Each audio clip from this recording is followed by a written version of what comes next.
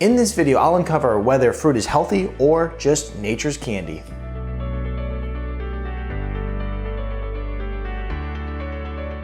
A lot of you have come to the channel and asked many questions surrounding fruit. Is it healthy? Is it unhealthy? What about the sugar content in it? Can I have this fruit on that diet? Well, here's the deal, is that there's a lot of complexity to it, so we're gonna break it down in this video and help you understand how you should move forward using fruit in your health in order to meet your health goals. So stick around to the end, but before we get started, I'm Dr. Zyrowski and welcome to the channel.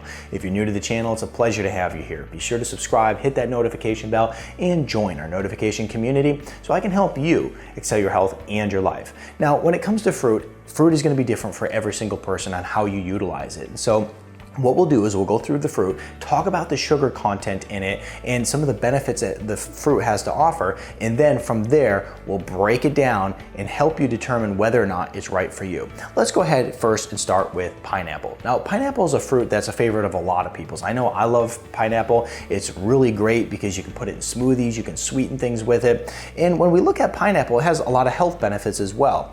Pineapple in particular is going to have about 16 grams of sugar per cup, okay? So quite a bit of sugar in this guy, and it's something that, like I said, a little bit higher in sugar, but pretty delicious.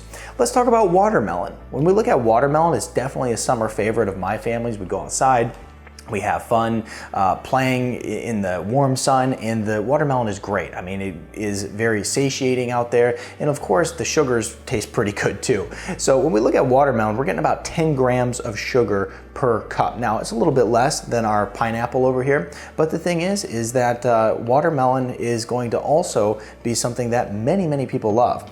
Let's talk about some other fruits. How about strawberries? Strawberries are great. I mean, let's face it, strawberries are one of the most nutrient-dense fruits you can eat. And you're gonna eat a cup of strawberries and get about 5.4 grams of sugar. That's not too much sugar. So not bad for strawberries, especially with all the health benefits they have. Loaded with different nutrients, really good for you.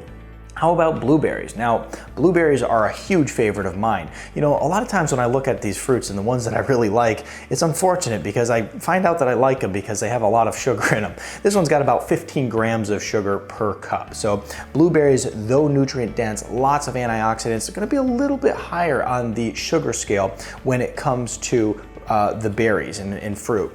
Now let's talk about blackberries. Blackberries are also delicious. They're coming in at about 7 grams of sugar per cup. I do love blackberries as well, and it's something that a lot of people really enjoy. Now, these are going to be loaded with different micronutrients, lots of health benefits in these berries. And the same goes for our friend over here, the raspberries. Now, raspberries are a little bit lower than blackberries as far as sugar content. We're gonna get about 5.5 grams of sugar per cup of raspberries. I do love raspberries. I don't like particularly how expensive they are, a little bit pricey for fresh berries, but the truth is that you can always save a few bucks and go buy some frozen ones and still get some of the same benefits that they have to offer. And really, when it comes to frozen versus non-frozen, I mean, sure, the fresh stuff is delicious, but the frozen still has all the same nutrients in it, and we have to remember that. Let's talk about some other fruit, some of my other favorites. One of the things I really love are going to be mangoes. Now, of course, as I just said with the blueberries, this mango has 46 grams of sugar in it, and that's a lot of sugar for one piece of fruit. So we gotta be careful with these guys because, I mean, let's face it, I mean, though not all sugar is created equal, we can't say that a can of soda is the same thing as eating fruit like some people like to claim, but it's still quite a bit of sugar in here. And for certain scenarios, we may want to avoid consuming that much sugar, especially on a regular basis, even though it's coming from nature. Let's go ahead and look at this grapefruit, okay? A grapefruit is something that I love as well. Now, a lot of my kids like grapefruits, and a little bit sour. You know, unfortunately, when I grew up, I was always putting sugar on grapefruits. That's how I was taught to eat these. You just take a spoonful of sugar and you just dump it all over it, and then you eat your grapefruit. We don't do that in my house, but the great thing about this grapefruit is that there's only 8 grams of sugar per grapefruit. So definitely one that's pretty awesome and very delicious. Now, bananas are a big favorite of, runners. I can't think of a race that I've went to and not seen bananas at the finish line. So when we look at the bananas, a lot of runners like it, a lot of athletes like them because because they have potassium in them, they have some magnesium in them. And the thing is about bananas is that they have about 17 grams of sugar per banana. So you know what, if you just got done running a 5K, a 10K, we're not too worried about this sugar because your body's going to be able to utilize it properly for those muscles in recovery. So, you know, bananas are great, 17 grams of sugar per banana, a little bit higher on the scale, but not too bad.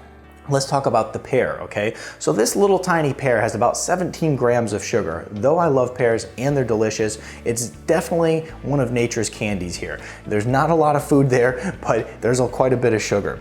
And the same thing goes for this red apple right here, which is sitting in at about a whopping 23 grams of sugar. Now this red apple, you know, I'm not the biggest fan of the red apple, but you know, for those who are, we gotta definitely be careful of the sugar content in that one.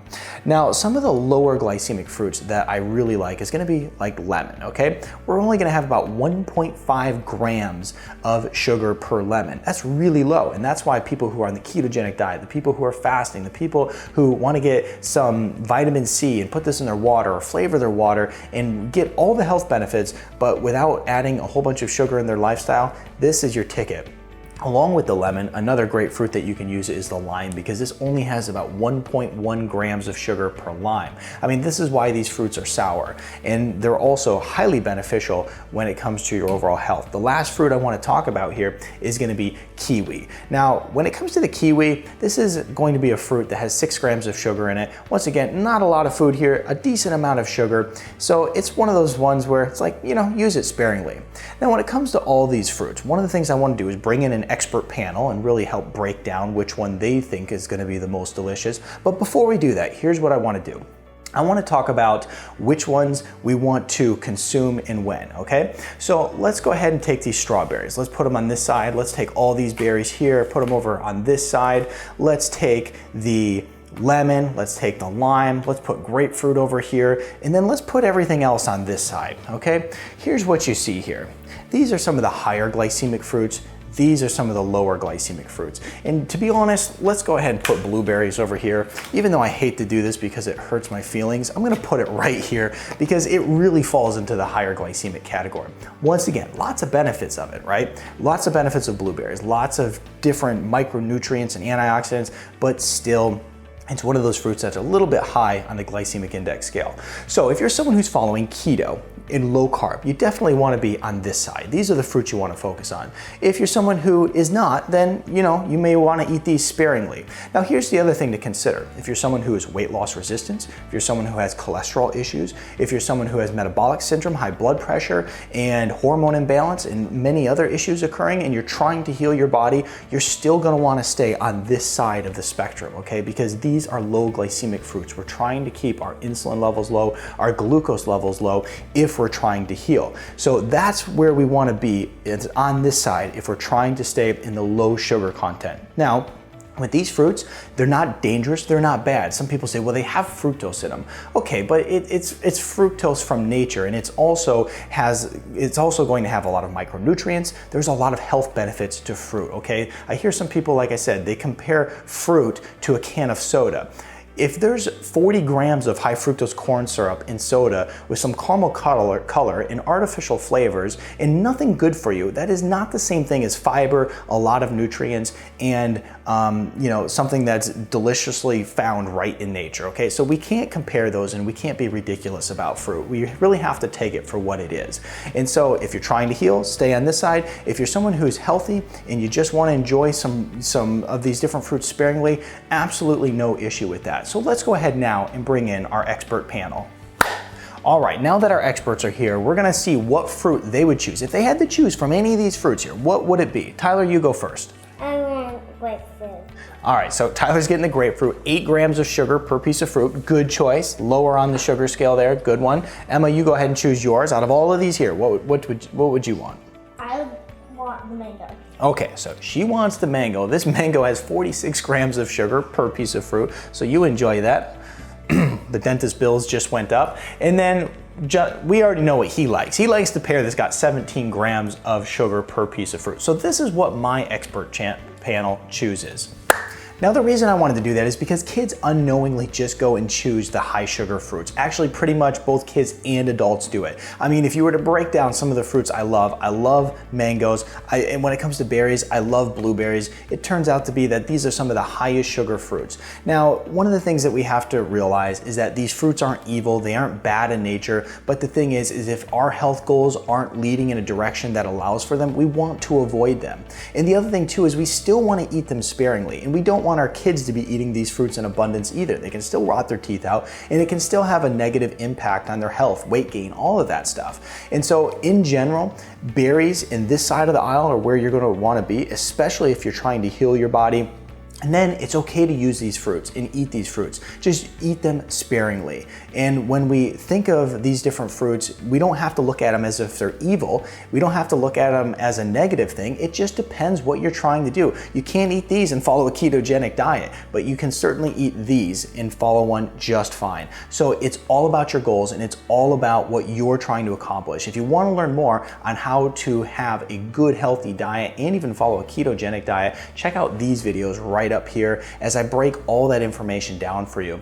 Now, the last thing that I want to mention is I'd love to hear how you like these different fruits. Do you use them in smoothies? Which one's your favorite? Which ones do you shy away from? Put in the comment section below, because I'd love to hear your opinion on that. Also, share this video with your friends and give it a thumbs up. And also, if you could do this for me, put in the comment section how you like the style of video. This is a new style of video that I'm trying on my channel. I haven't done anything like this in nearly 2 years. So put in the comment section if you enjoy it, and maybe we'll do more of them. And then lastly, check out this video right here. One of the things that we want to do is, first of all, understand our goals, understand where we're trying to be with our health, and then make these choices accordingly.